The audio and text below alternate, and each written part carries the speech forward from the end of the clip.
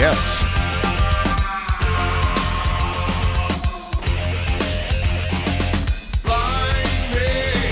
Soft. Hey everybody, it's good to have you here on a Friday night.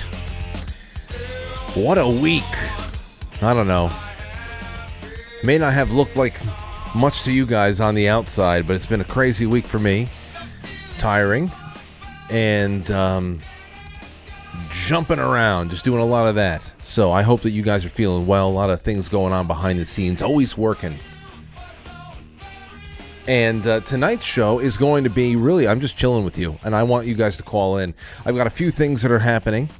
Here, things that we can read, but for the most part, I want to just open the lines. Anything goes. There's a bunch of stories out there floating around that you can comment on, theorize on, and I want to hear whatever the hell they are. Is it this feud between James O'Keefe and Kyle Seraphin? I saw that going on the last couple of, the last week or so. Crazy what's going on there. And, again, it's just like the circular firing squad.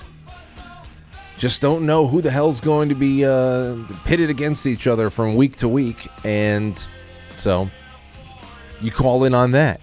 You can call in on a number of things. I have a bunch of headlines from the Calvin Coolidge project that they compiled from the week that I thought it was interesting because I didn't know about some of this stuff. Like King Charles, apparently he is continuing to meddle with his funeral plans. Those are being updated on the regular ever since the cancer diagnosis. But I thought that happens all the time. Yeah, especially for those royals. There's so much... it's such a dog and pony show that you think that something... I don't know. That whole family is strange. It's getting imploded. Big implosion going on over there. Southwest Airlines closing operations at 4 airports and firing 2,000 employees. And Spirit Airlines lives on. Damn, I love this chorus.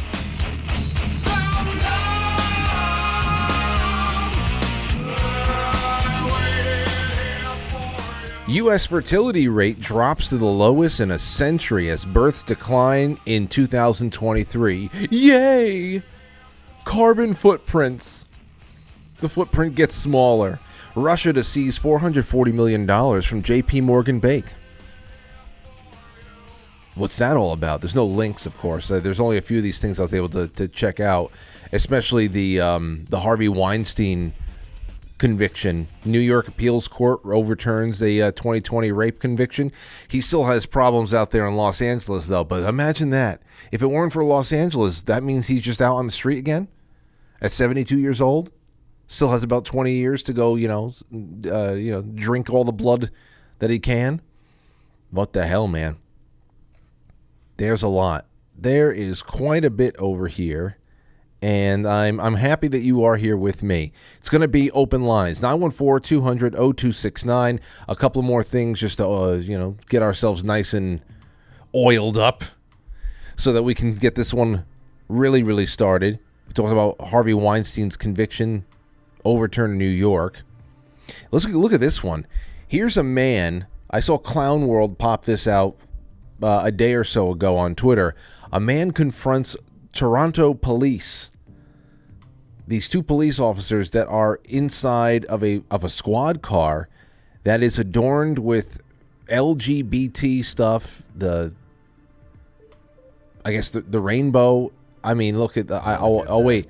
Oh yeah, there's the rainbow. Before it was all the pink and the baby blue, which is all the gender confusion stuff. But this is Toronto police. Now we know that Canada's got issues. It's crazy. Bigger issues than we do. And we have a lot of issues. But take a look at this. You might have already seen it. A transgender cop car. Look at that. So the cop car is transgender. And he goes and pulls up next to them and beeps so they can roll down the window. Are you guys cops or you just identify as cops? That's good. That's none of your business. And I'm hands-free.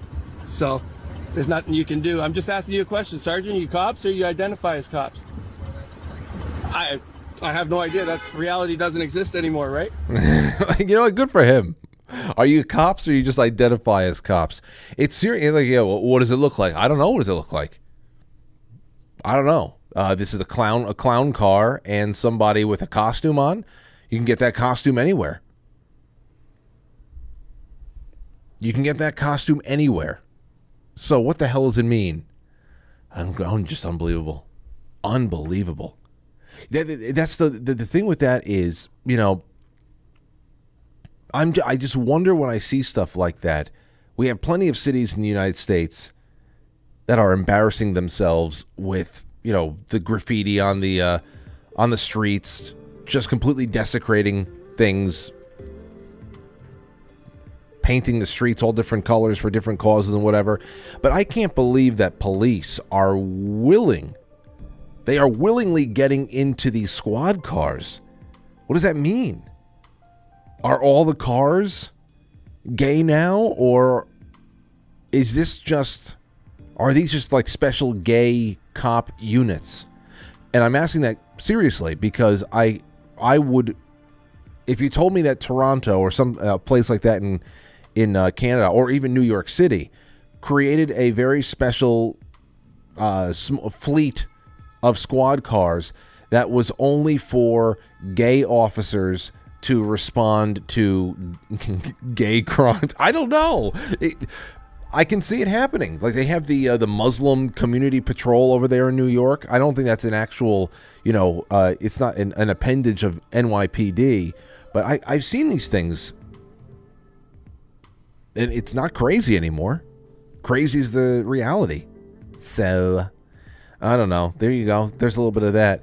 Here's another thing. Sounds of home. Brick Suit shared this yesterday.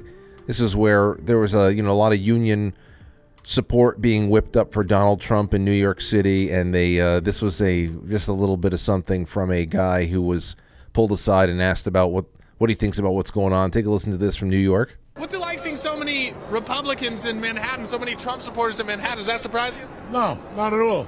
It's turning now. Trump's turn again. What's your message to Joe Biden? Fuck you. See, now he's not really, doesn't get really that deep with it. But we are in a place right now where depth is not a requirement. It's just not a requirement. People are emote. Something is coming from the gut. It's coming up and out, and it's just a planetary retching that's going on. So good for him. Good for him. The sounds of home. And what's a little bit more that we have over here? Other things that are going on in the world. New Jersey Congressman Donald Payne has passed away at the age of 65. The Dallas Cowboys, my Cowboys, picked up Tyler Guytonwith from Oklahoma with the 29th pick. I don't know who he is. I don't know the depth chart until like week 6 or 7. I just don't have time anymore. Haven't for a while. U.S. economy slowed significantly to the first quarter. The GDP was only 1.6%. Well, 1.6% is the exact number that during the Obama administration we were being told was going to become the norm. Get used to 1.6% being the average. That it couldn't be done. It couldn't be done higher than that. And of course, if you are of the mindset that you want to tear down the manufacturing capability and the financial sovereignty of the union over here, and to really bend it to the will of whatever their plans for the globe as a whole is going to be, then yeah, 1.6% is pretty restrictive, and you'd want to keep it around there and whatever. Of course, once Obama left and Trump came in, and there was even just a little bit of loosening of the belt, a tiny bit of pressure taken off of our throats. And then, of course, there is just a change in consumer confidence and everything else because they believe that the new management is going to be better for them, even if it's just for 4 years. And we saw that we blasted well past, 3.5%, 4%? It was around there. So it's just funny to see that 1.6% number again, because during the Obama administration, they said, get used to this being the high watermark of what things are going to be going forward. And we're right back there again. Anyway, we got to get Robin McCutcheon back on the show again. Ukraine Agriculture Minister Mykola Solsky, is that another American transgender that they sent out there? Has offered his resignation amid the corruption probe into his office. Right. They are watering all of the wheat fields out there with Brondo. That's the problem. The Tennessee state lawmakers passed a bill criminalizing adults who help minors receive gender-affirming care. Well, you should, because there's no such thing as gender-affirming care. There is only sterilization and permanent mutilation of a child. That's all it is. You know, they call it genital mutilation when it comes to stopping anybody from going out there and doing female circumcisions and things like that, like in Muslim countries or whatever. They go out of their way to call it genital mutilation. But this is gender affirming care, and circumcision for men is a hygienic thing. Must be done. It looks better. Boy, oh boy. Lauren and I have a child. A boy, I should say, in particular. No. Not since I've seen what I've seen. I've read what I read. Absolutely not. No way. We should do a circumcision show on this show one night. We've done it before with my buddy Max and Ben and everybody that came on. Talked about it. Horrible. Just horrible. Got to talk about this stuff. And that's what we have. Massive fire broke out at Oceanside Pier in San Diego County, California. Wonder who started that. And of course, the protests continue on. I have a little bit more on that on the other side of the break. I hope you join me. Help me get the show out there far and wide by hitting that share button and call in. The lines will be open as soon as we are on the other side, and I will just slip little stories in between your calls. That's what we're going to do. 914-200-0269. Get your phones ready. Ready? Set. You ready to go? Okay, let's do it. You tune in at your own enjoyment, because it is the best show since the beginning of time. It has technological advancements and a more sophisticated approach. But like every great awakening that has preceded it, it has one iron rule. Logic is a friend and truth is essential. You are now entering, quite frankly. Now take off your pants. And jacket.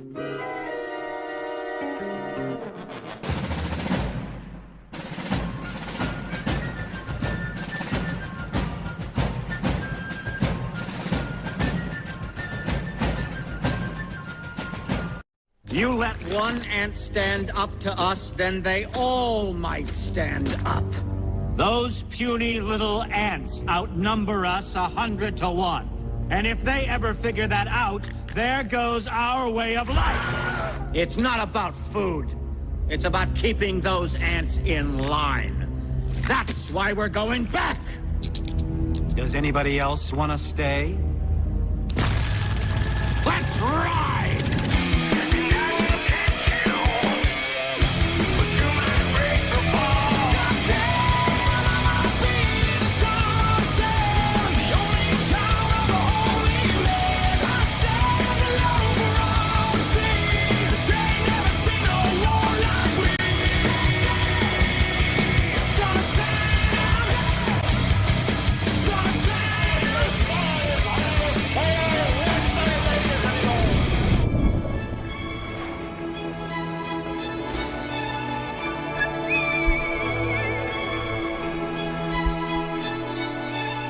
Been a while since I listened to this song. I said,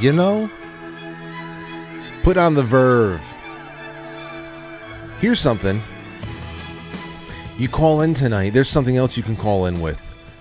What is you personally, what do you think is one of those, you can give me a top 1, top 2, top 3 most iconic music videos you'll never forget in your life? Or ones that you'll have. I'll tell you, the Verve, the Bittersweet Symphony is one of those music videos. it's one of those songs in particular where it does. I mean, you just know it. You can recall it easily. It sticks around with you for a while. I think it's a great song. I always have. And I really want to have an experience like that video one day, where you're just walking in a straight line down the sidewalk, and you are just shouldering everybody along the way. But it's not even like you're shouldering everybody with a vengeance, like you hate them for some reason. You just don't even see them, and you don't even know where you're going. They got in the way. It's nothing personal. I didn't even notice you. That would be wonderful. I don't know. It seems like it would feel really nice. You know what I mean? Look, you're just blasting through it. Men, women, everybody's getting it. Just blasting through everybody on the sidewalk. Anyway, oh look, that little kid in the stroller almost got it. No, good job, mommy. You got him out of the way. He's not going to stop for shit. That's it. Anyway, he just steps right on top of the car. The woman's like, get the hell off my car. Doesn't even see her screeching. So you can call in with that. Was it Nirvana's, there's a few. The Heart-Shaped Box, that's one of those music videos. A lot of my favorite, core memory music videos definitely came from Beavis and Butthead. No doubt about it. That's actually the first time where I saw Tool. First time where I saw Typo Negative, even though I didn't know who they were. I think it was the Everything Dies. It might have been the Everything Dies music video. I don't know. But that was, or it could have been Black Number One. Stone Temple Pilots. STP on Beavis and Butthead. So a lot of my core memories with those music videos was Beavis and Butthead for sure.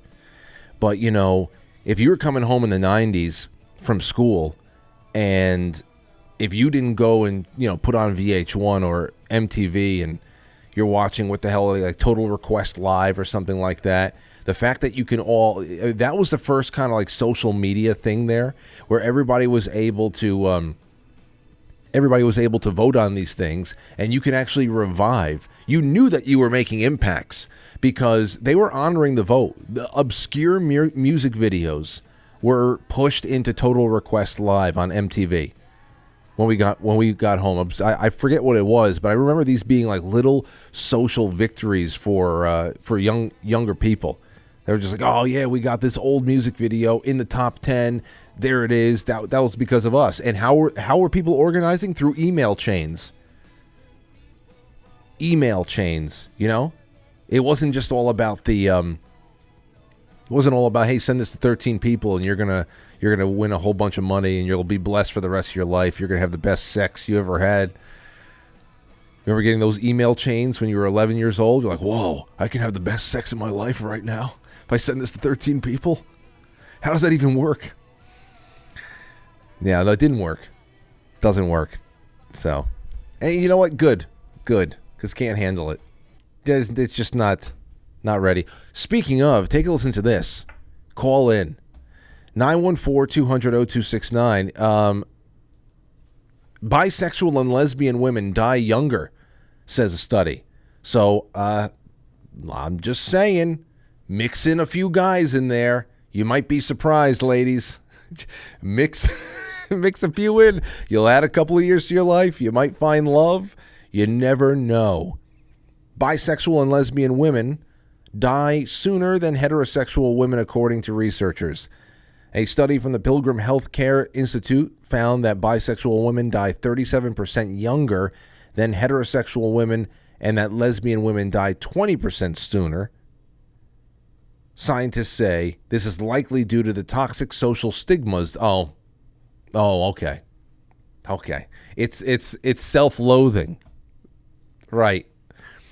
What were they going to conclude? Now, I don't know what I would conclude, but that just makes sense right there. Of course, it's society that's killing all the lesbians. Do we have any lesbians out there who watch live? I know there are plenty who just watch the show because you get in touch with me and we've talked a great deal over the years. Call in on this. Do you feel that your time is running short? And have you pinpointed as to why? Why? Yes, Frank, I just wanted to say, been a lesbian for a while, and something tells me my time is running out. Everybody else around me seems fine. On the outside, I feel all right, but the clock is ticking. Sexual orientation-related inequities in morality highlight the urgent need to address preventable causes, particularly given the increasingly hostile policy climate for LGBTQ people in the U.S. What's the hostile policy climate? What's the hostile policy climate? Like, how much more privilege, how much more over the top does the representation of what is if left alone? Less than 3% of the population who, if we just go back a couple of years, I mean, like, let's go back 10, 15 years, there was nothing. We're just like, it was almost like we were just neutral. Nothing happened there. There's nothing to go crazy about. But it ties into this other thing here. It ties into this. So this black Baltimore high school athletics director, look at how Daily Mail ruined their website with all of this, with all of the clickable and the ads. It's 1997 again with the pop-ups. It's horrible. Black Baltimore high school athletics director is charged with using AI to create fake racist rant that he then blamed on the white principal. In an act of retaliation, let's see here. Darian allegedly generated a fake audio recording of the school's principal, Eric Eiswort, spewing racial and anti-Semitic insults about staff and students. Well, the anti-Semitic insults would get him a raise these days, the last couple of weeks.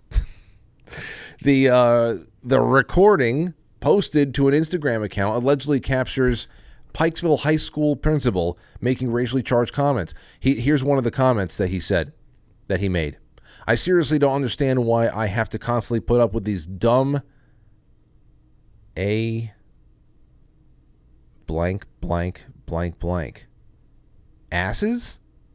These dumb asses? Did they really blank out asses? ASSES. That makes sense. I was like, what's a worse word? Okay. I have to put up with these dumbasses here every day, the speaker's heard saying. There he is. There's the not racist. He looks like a nice guy. Poor guy. AI. Here we go again with the AI. Between these ungrateful black kids who can't test their way out of a paper bag, or these teachers who just don't get it, how hard is it to get these students to meet their grade level expectations? You know what's funny? Again, how many times have I said it in the past? Especially like when they were projecting those things onto Donald Trump.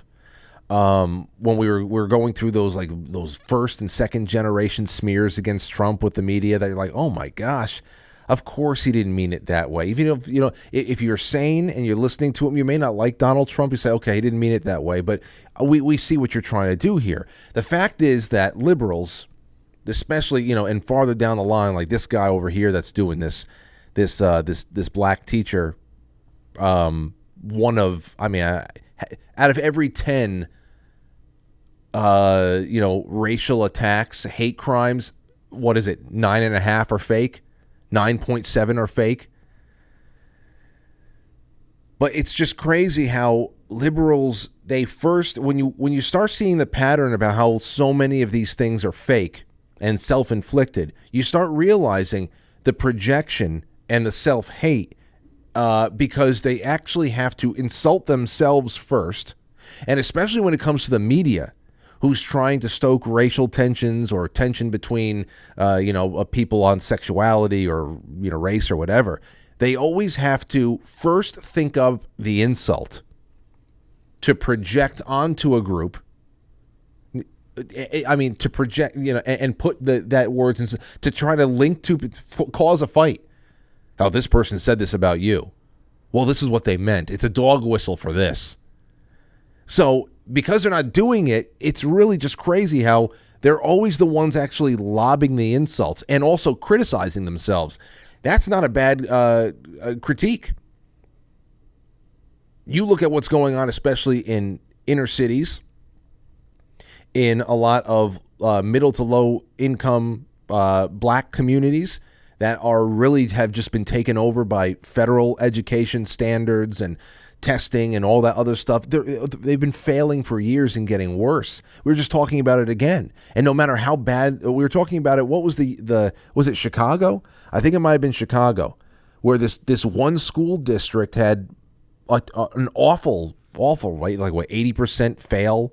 Everybody's leaving, they're dropping out and all that stuff. And they had the nerve of saying, things are going great, and we want 180 more schools opened up. So it's actually, some of these things that they project onto themselves and they try to use as a slur or whatever, makes sense. The testing is horrible. The teachers are a problem. There's no standards there. You're not teaching them anything. And of course, like this guy that's doing this, I don't know what they're going to do. The ex-athletic director who used the AI to try to frame the principal, he's facing charges of stalking, disruption of school operations, and retaliation against a witness. He's currently being held in custody on $5,000 bond. Now, the fact that he's being held in custody on $5,000 bond, and that's $5,000 more than some murderers in New York City, that's ridiculous. That's ridiculous. Everything else is fine. Charge him. But it's crazy. Unless he's made some, real physical threats. It's just sad. It's just sad. It's sad what's been done to this guy. And this guy represents so many others who have just been ruined. And you want to see the ruination in statistical form? Take a look at this. Elon Musk shared this the other day, and I think it's pretty telling. All right? Look at this. Elon Musk, he grabs a graph that really, I guess they prompted it. I don't know what the hell it was. Where's the source? David Rosado. Where are they getting it from? Anyway, you can do this before, because you can go on Google and you can actually formulate graphs, and they will actually pull on trends based on search terms and whatever, and it will plot it along many years. So you can see the ebb and flow of people searching certain terms. I mean, that's how we started seeing how obvious it was that Black Lives Matter, which is just, as we said the other day, Occupy Wall Street being rebranded and being a little bit more racially, protected. There's a little bit more plot armor on it. All that stuff. You can see Black Lives Matter showing up every major election year, 2016, 2020. What you can just see the ebb and flow. You can see the social conditioning, all this stuff being done. Now, wherever they were going with this, they were focusing on what was being published by the New York Times, the Los Angeles Times, the Washington Post, and the Wall Street Journal. And they were focusing in on term frequency. So what terms were being used frequent in these papers, and they plotted it from about 1970 to 2020. Okay? They were looking for the term racist, racists, plural, and racism. Take a look at this and really just check out what's going on from 2010 to where we are right now. So within the last 10 years, okay, from 2010 to 2020, New York Times use and the publishing of the word racist, racists, or racism up 712%. 756% for the Los Angeles Times. They're even worse than New York. Washington Post, 361%, and Wall Street Journal, 468%. You want to talk about search engine manipulation and how we have seen that has such a huge impact on people's perception of the world? This is it. This is the effect. Okay? We live in a racist world that needs to be, completely fine-tuned by a all-powerful central government. It's not real. We understand that. Especially those of us who are over the age of 30, we actually have recollection, unmolested recollection, first-person recollection of the life that came before this. Okay? Especially around 2010. Especially around there. Because around 2010 is when the Obama administration was, they were starting to already showing the cracks in the facade there. By 2012, they were losing it. And that's when they started leaning heavily on racial strife, Trayvon Martin. That's when they started with the whole ISIS thing. It was crazy. By 2012, it was already all done. All the organic support was done. But there it is. You say, oh, what is it? What was going on from 1970 to 2010? What was going on from 1970 to 2010? 1970, you're talking about a couple of years after the Civil Rights Act was passed. This landmark piece of legislation. What was going on then that suddenly exploded? What, are you going to tell me that, we weren't conscious of it? We're a lot more aware of what was there? It's ridiculous. But this is what we were talking about the night that we were discussing, what's going on the campuses and all that stuff. The world needs brick throwers. This is how you create brick throwers. This guy over there in the Baltimore school, he didn't throw a physical brick, but he went on there in AI and he threw a digital brick at somebody and wanted to ruin them. And it's just something he couldn't help. He couldn't help. It's been programmed that this is a fast track to getting something you want because you've been privileged in that way. That's just that's the way it is. This is how you create generations of people who only have the intellectual capacity to be brick throwers.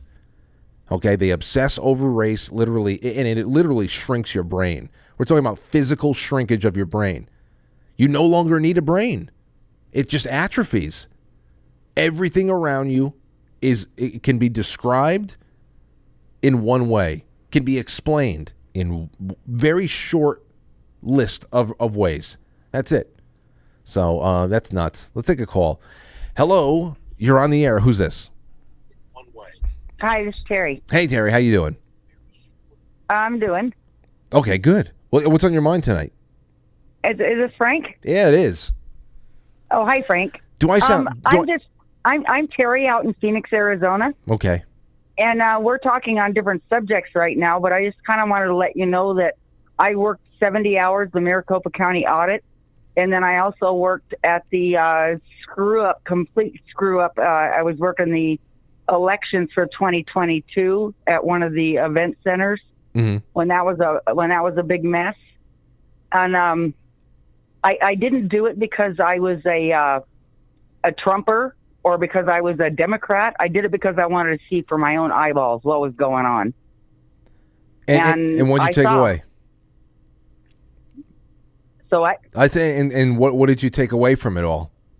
It was stolen. Really? It was stolen. I can go into great detail into what I saw. Give me the thing Terry, give me the thing that shocked you the most then, because if you can go, we've been able to spend a lot of time on Arizona in the last couple of years alone, but especially you having firsthand account of everything. Okay. What's the thing that shocked you the most? The thing that shocked me the most is when I was at the Maricopa County audit. When I was doing the audit, I was working the microscopes. Okay, so there were two of us on each one when we were checking the ballots. We had one girl come in. She would slide the ballot. She would take a picture of the front. She would take a picture of the back. She would send it to me, and I would pull it under the microscopes, and I would focus all the microscopes in, and then take a picture of it. Right. So I was able to look under the microscopes at each ballot that came through, and I was doing about 1,700 to 2,000 on a good night. I do 2,000 ballots in a 5-hour shift. We had on several occasions, I had ballots come through that were not ballot paper. They were regular copy paper. They were obviously not imprinted with a pen or anything. They weren't impressioned through the microscope. They were carbon copies. And they would come home. I mean, they would come through a batch at a time, which is 200 ballots at a time. They would just come through, and there would be like 200 of them. And I would be raising my hand and calling supervisors over, going, "These aren't lining up. These aren't right. These aren't correct." and so that was what was getting me. So you're sitting there, and in many ways, on many occasions, in significant quantities too, you are analyzing and processing ballots that you can just tell that the physical materials are different from what they should be. Right, because you can feel the paper, you can see the paper, but when I'm working the microscopes, you can see the fibers of the paper. And when you raise your hand and made and just called some attention to it, what was usually the response? Did they tell you to discard them, or they told you, no, put them through? No, they would. Well, we had to keep putting them through, but they would note the batch number. So they would say, okay, they would note the batch number, and it's like, okay, they want to pay attention to this batch, and that happened on many. So like I said, my whole thing was, I wanted to see what the heck was going on for my own eyeballs, and I saw that the election was stolen. Not only in 2020, but in 2022, I was working the printers at our event center here, and I was literally there when the printers were going out, and they wouldn't go through the tabulators. So what are you going to? Now that we're in another very, very big election year, what are you going to be doing for 24? Are you going to? I have put into work the ballot. I have put into work everything, and they're not calling me back to work it.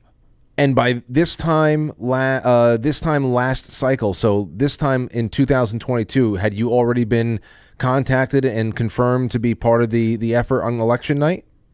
Well, they contacted me about 3 months ago and asked me if I was interested, and I said yes, and I got a response back within about 3 weeks, and they were booking me and everything for it, and I have gotten no response, and it's been 3-4 months now. Well, I mean, that's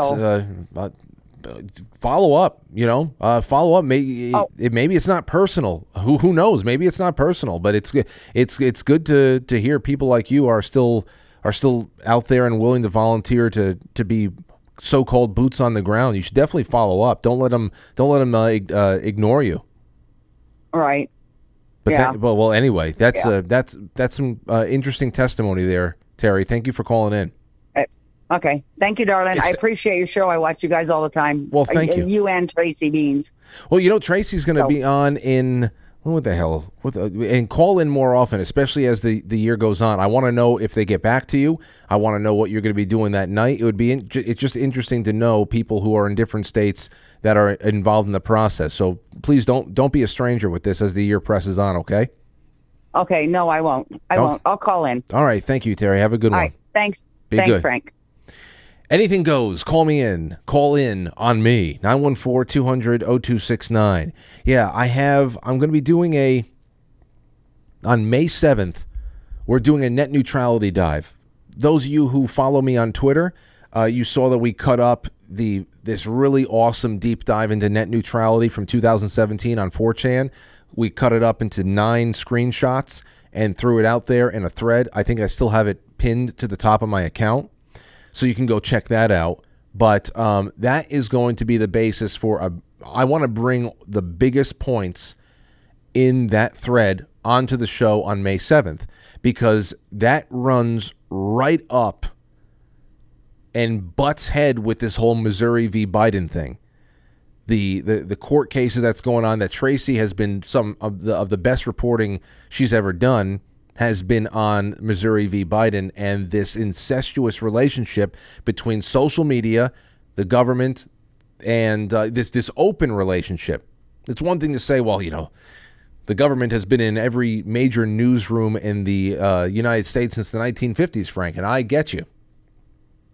It's almost like with the Smith-Mundt Modernization Act. That's something that got pushed through in around 2012. Say, now it's legal. They can go out there and propagandize us. Well, yeah, that's just a coming out party. You think that they waited? They bided their time? They haven't been propagandizing us and deploying that domestically until 2012? So there's a lot going on here, but with Missouri v. Biden, it really it could be a gigantic culmination of that net neutrality storyline, which is scary as shit. So we got to do that. We got to go back into Gamergate. It's been a couple of years since we did that. Let people know that Gamergate wasn't just about, video games. It only requires you to be a fan of video games to understand what's going on there. That was linked to Bill Gates there too, and the takeover of education in the country. They'll say it doesn't go that deep, but they say that about everything. All right, let's take a call. El Paso, you're on the air. Go ahead. Hi, Frank. It's Maggie. Hey, Maggie. Maggie number 3. Hi. Yeah, I called because I told everybody in the chat I'm going to call because I'm actually getting nerves right now. This is anything goes night tonight, right? Yeah, give it to me. Okay. I don't know how you do it. Maybe you can help me here. Okay. Because I'm going to give a Zoom presentation it's for my industry in nursing, and I'm nervous. So I just want to know, how do I not be nervous? I'm not going to be on camera. No, you're not on camera, right? Oh, wait. When you have to do the presentation, you won't be on camera? Yeah, I'm just presenting a PowerPoint, but still, it's a live presentation. Oh, so, man. If I have to talk. Maggie, let me tell you something. If I weren't on camera, this would be so easy. I would just write a little bit more. See, being on camera, I don't know. Uh-huh. Camera is just something completely different. When you got a visual aspect there and you have to do your little puppet show, and there's got to be a little bit more of the visual aspect, that adds something else. When you're able to just sit back and read, just prepare yourself a little bit and make sure that all the biggest points, you have it out nice and chronological, and everything is just said very concise. Take out trim all the fat out of everything you want to say and get right to the meaty points and just read it. That's the best. I think you're in such a great, comfortable place to not be on camera and just to be talking. Oh, some nights, I'll tell you, Maggie, some nights I actually want, I've thought about this in the past. I said, I actually want to just blot out the cameras. I want to put up some kind of a still image, and just for like one night or select nights, just do audio. Live audio, like it really is radio. I want to do like what Adam Curry and John C. Dvorak do. Yeah, they don't do cameras. Right. Okay. So that's number one. Number two, I don't know. What's your biggest fear about it? That I'll fumble. And this is why I'm calling you right now, so that I can work out the nerves. This is live, I'm kind of sort of practicing with you right now. Just fumbling is what I fear, and then I sound like an idiot. Well, I don't think you have to. First of all, like I said, if you're prepared, if you know the material, and the fact that you're able, which I am, yeah. So that's it. That's it. You've got information that people want to hear about. They're interested in the information. They're not sitting like for me, when I sit down and I watch the Olympics, and when it's the Winter Olympics time, Maggie, me and my brother and everybody's sitting around like, hey, you want to get together? The games are on tonight, and it's figure skating. We watch the figure skating because we know somebody might fall. We know that sometimes they're going to try those big spins, and you want to see them nail it, but it's like, you're not doing any of that stuff. You don't have to do a triple Lutz. You don't have to do any of that stuff. No. You have all of your stuff is in your head. You're fine, and the best thing is that you don't have to be on camera. That makes it infinitely more easy. Just write out your notes, stick to them, and then improvise if people want to ask you questions. Then you're just shooting from the hip. It's fun. That's true. That's so true. Thank you, Frank. Thank you. This helps. A lot. Do you want to tell everybody a story about your life right now, real quick? Oh gosh, this is like, you know what? It's gonna take more than 2 hours to do that. Well, then how about this? How many? And then you can envision this in your head. How many third graders you think you could beat up? Let's see. Remember, I can beat up. Go ahead. Remember, we had a wrestler on last night who thinks that on a good day, he thinks that he'd only be able to take out maybe 10 enthusiastic third graders. So don't be like Matt and say I can take thousands. No, I won't. And by that, with that metric, I'd say 3 to 5. Okay. I'm a weakling, so there, and realistic. Well, listen, just envision that everybody on the other side of the call that you're going to be doing are all third graders. That's it. Oh, yay. They don't know what the hell they're talking but about. okay. Yeah, they don't know what the hell they're talking about. You're going to be great, Maggie. Let us know how it goes, okay? Will do. Thank you, Frank. All right, you got it. Have a good one. You too. Bye-bye. Okay, let's go. Maggie will do fine. 985, you're on the air. What's going on? Hey, Frank, it's Cajun Lady Sarah. What's going on, Sarah? How you been? I'm good. I wanted to talk about the MTV music video thing. Okay, give it to us. Okay, I Stay Away by Alice in Chains. Oh, yes. Every single time I see the claymation video, I'm just like, yep. I Stay Away. Yeah. I mean, I remember when they were doing the Unplugged too.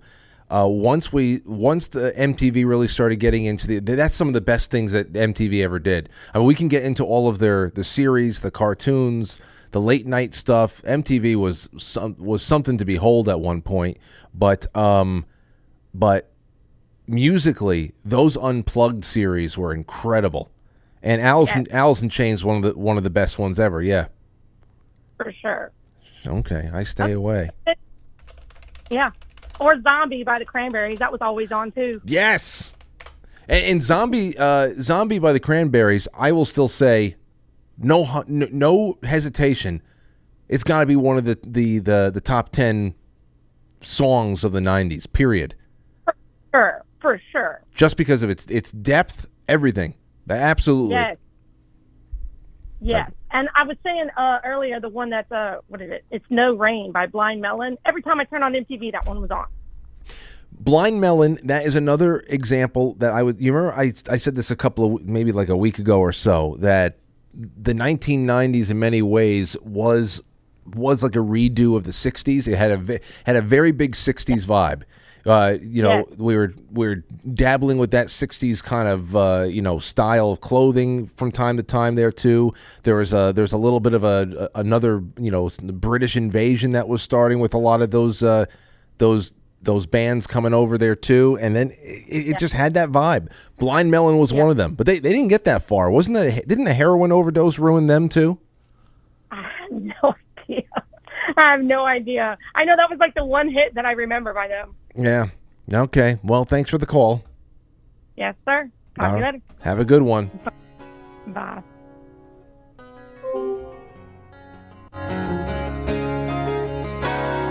There it is.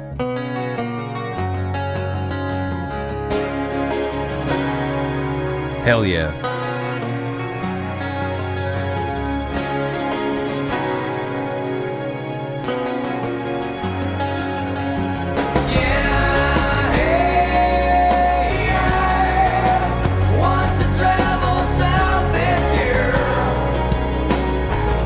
Want to travel south this year?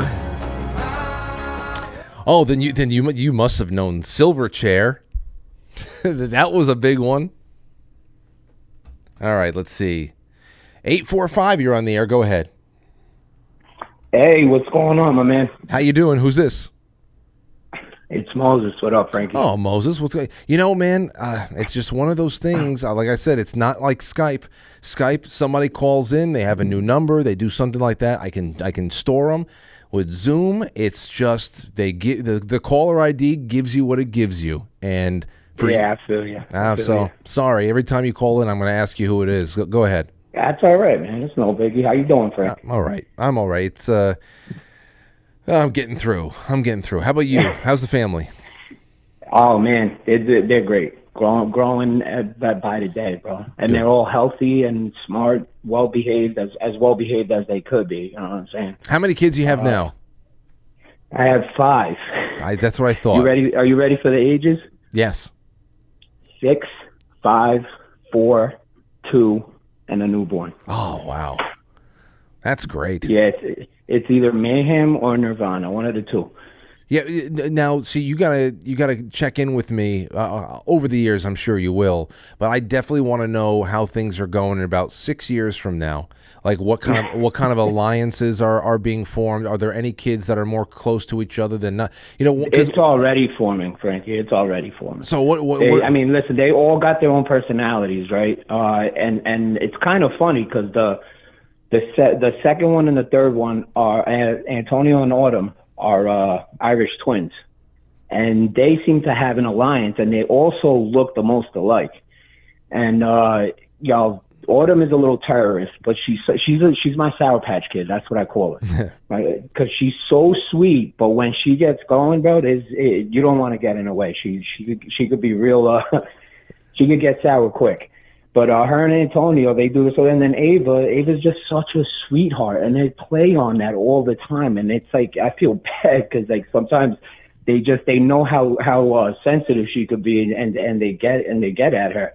But she's the oldest. She's also the smartest because, you know, she got a year over them, but she's a very, very smart girl.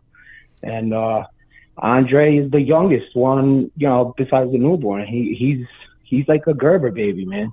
I gotta say, Frank, first of all, I'm like extremely blessed, like so blessed, right? And so are you, man. Your daughter's a beautiful young girl, and yeah, God is good, man. Yeah, he is. It's wonderful to hear about. It really is. I do a lot. I tease Aurora all the time, so I know her limits, and you know, she's still today.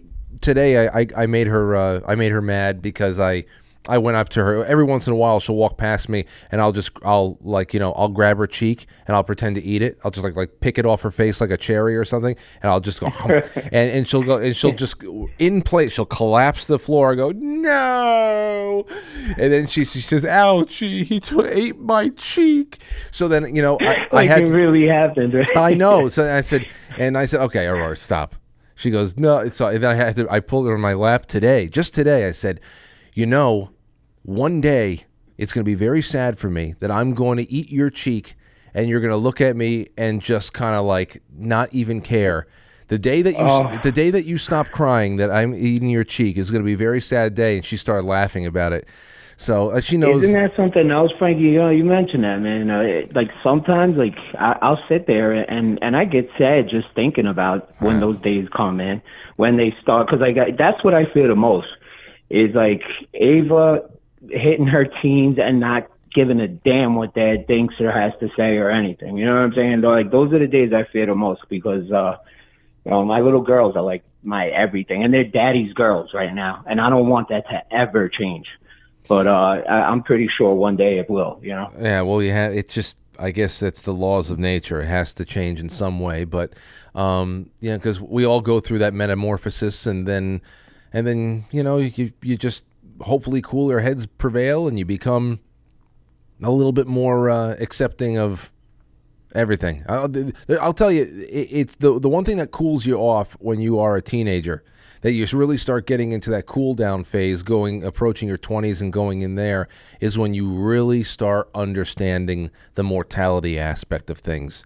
You know, when you're a teenager and you've got 45-year-old, you know, 49-year-old parents that are still able to kick a little ass and all that shit, and they got to stick up their ass and whatever. There's still that sense of this is going to go on forever. They're always going to be, you know, the authority that needs to be rebelled against. And then all of a sudden you realize how fragile everything is and how quickly something can go wrong with the human body. And then the roles are flipped, and you just start seeing things, and then you start clinging. You start clinging, and you start reevaluating, and you become grateful for things again, and just hopefully, like you said, you know, the foundation you're building, and everybody builds right now is really the one thing that won't be chipped away, and that's if I may, Frank, honestly, I was gonna say something else, but this is a really important conversation, right? So like. First of all, yes, you're right on the money with that, but like one of the things, right, and maybe you can agree with me on this, right? Like growing up, bro, like I deserved every ass whooping I got. That's how I look at it, man. I was a little badass with a lot of energy, and you know, I was lucky to have the parents I had. At one point, it got to a point, right, where I was just like, I don't remember what age it was. It must have been in my 20s or something like that, where like I had just gone through like a really bad phase of my life of doing things I wasn't supposed to. And when I bounced back, like it was just like, wow, man, like what they went through. You know what I'm saying? Like, I don't know. My parents came from an immigrant class where like taking a single penny from the government was like, you don't do that. You know what I'm saying? There was no such thing as taking a handout. And they made that very clear. And then, you know, I just look back at what they did and how they made it look like it was the only option. You know what I'm saying? And now it's like, I just don't, you don't see that too often. I mean, there's still a few people that did listen to their parents. I didn't for a while. And then when I realized, like now, I just wish I could get more time back. Not that I don't have my parents, but I wasted so much time not listening to them when they really did have my best interests at heart. And I could have been way further ahead, you know, but you know, God does everything for a reason. And I'm just glad to be alive. The other thing too, that I have fear about, like I used to not really give a damn about my own life for that matter. Right. Like when God gives you such a beautiful gift, and in my case 5 of them, it's like one of the biggest fears I have is, God forbid anything were to happen. I don't even like to say it, right? But like when you have something that's so precious, you can also lose something that's so precious, or something happened that you know. So like I'm like in a constant fear of like what's going on with my kids. Where are they? Who are they around? Oh, I know. You know what I'm saying? I know. So you're in a situation there too that I'm happy for you. I would love for Aurora to have a couple of siblings, or that would be wonderful. We'll see what's in store for us too. But at the same time, you've got 5. And I'm thinking about, you know, I've got this one beautiful child, and so I'm hyper focused, hyper fixated on her. You know, that I want to build a fucking fortress of solitude around her, but at the same time, you think about just there is, if you're gonna build a person who's strong enough and smart enough to go out there and succeed and build a really nice life, you have to be able to expose them to what life is really all about, and that is, it's not it's the hardest thing in the world for me to sit back on the side at the playground and watch her. She wants to go up to the swings and she wants to find kids to go and play with. I want to make a friend today, okay? And she makes a lot of friends, but to sit back and watch her, you know, follow around a group of 3 kids that came together, that are a little bit older, that obviously probably don't want her tagging along, and I know she's going to get rejected. Oh, I just want to, every time I want to call her, hey Aurora, let's go to the swings over here. But you know, just to try to get her to avoid the rejection. But at the same time, they fucking need that. They need the rejection. They need it. Oh my goodness, it sucks. I'm with you 100% on that, man. The last thing I was gonna throw out there too, Frankie, right? Like exactly on what you were just saying. Like a couple of weeks ago, I took Ava to the park, right? And she's 6 and she's very smart or whatever. Like I said before, there was like a group of older kids playing or whatnot. And for the first time ever, I'm like spinning around, getting close just to hear what they're talking about or whatnot. And she literally turned around to me and was like, "Dad, stop following me." And I was just like, oh my goodness. Like I felt so old instantly. Like I felt like such an old ass. Like right off the bat. I was like, I know. Moses, thank you for calling in, man. You got to do this more often. This is perfect. This is perfect. This is perfect open lines conversation. Everybody jumps in on this one for sure. And if you got something else to add, you can always call in again. I'm just going to go to intermission, and I'll see you on the other side. You got it, brother. Be good, man. All right, there you go. See, those are the. That's it, man. That's it. Well, there's more than enough time on that. You give me a call. We got a little bit more of this show to do, a little bit more this week. And I invite you over to quitefrankly.tv for the second half, and that is going to be our bonus for the night. We did a lot of good work together. I'm working a lot of interesting things right now, and I really appreciate you guys and gals who show up every night or listen every day in whatever capacity you enjoy, whatever fits into your schedule. Really, really appreciate you all. And I hope I hear from you a lot more in the second half. So let's hit the intermission. Those of you who are calling in, 484, call in over on the other side.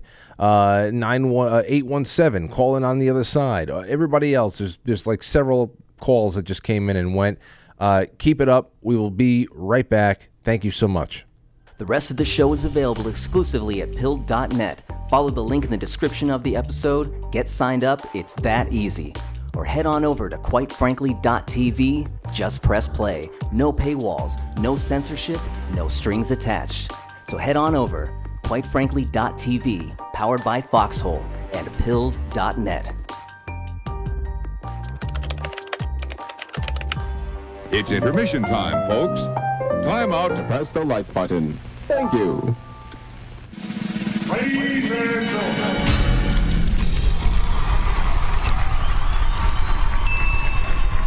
Welcome to intermission. We'll be right back.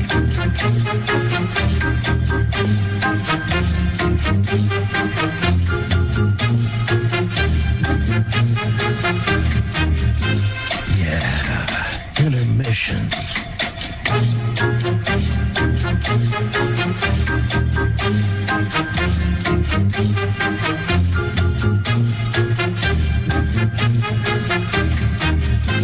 Yeah, intermission.